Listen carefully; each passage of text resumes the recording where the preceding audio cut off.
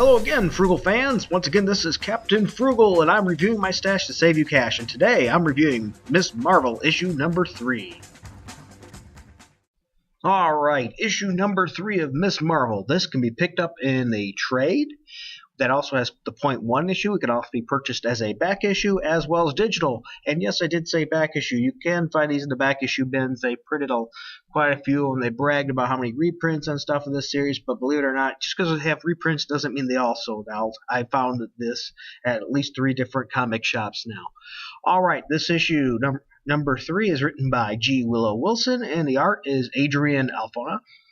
And this issue, it starts the next day from the last issue, the next day, Saturday, with Kamala eating breakfast as she sees the news showing the story of Miss Marvel saving Zoe from, as we've seen last issue.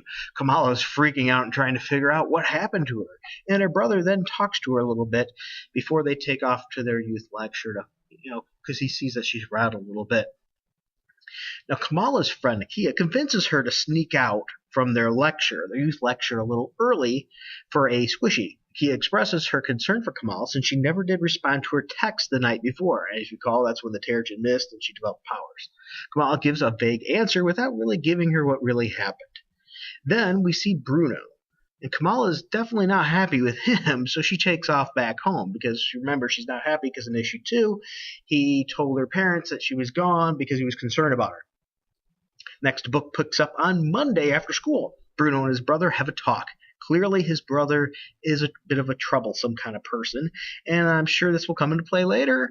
So Kamala is having issues dealing as well with the new situation and starts to feel in school as she's going to activate some of her powers, so she runs out of class.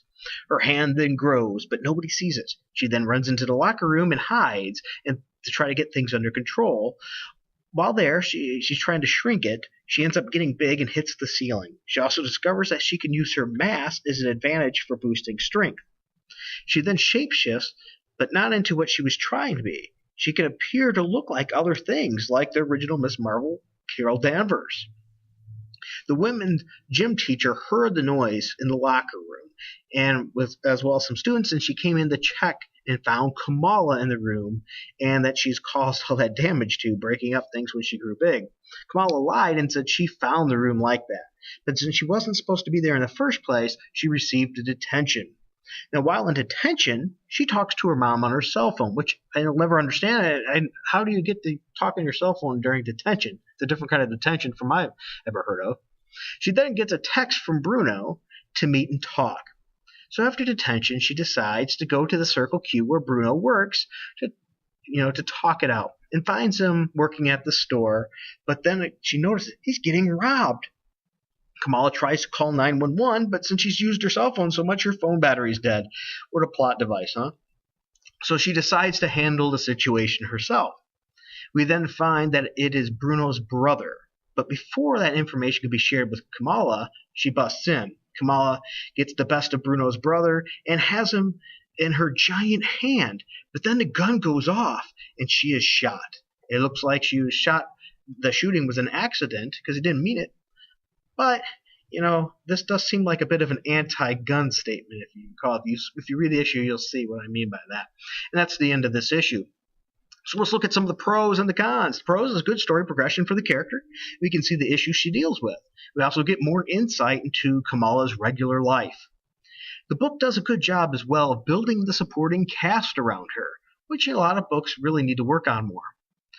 Unfortunately, this book also has cons. The art seems a little rushed, and the faces could be better. Once again, some people love this art, not for me. And again, this book shows white people not portrayed well. Can we please have a white person that's not portrayed as dumb or mean in this book? I would like to see a little diversity portrayed properly. All right, so as I said, it does get a little political. It looks like with the gun statement, it still, once again, has yet to show a white person that's nice. But it is what it is. So overall, I would give this book a grade of a C. Not spectacular. I wouldn't run out and buy it. But if you're really interested in this series, it's worth a look. Thank you again for watching, and if you enjoyed this video and would like to join the Frugal Force, please be sure to hit like and subscribe. You can also check out more reviews on our podcast at thehenchmanslounge.com, and you can follow me personally on Twitter at Captain Frugal. And don't forget, keep it frugal.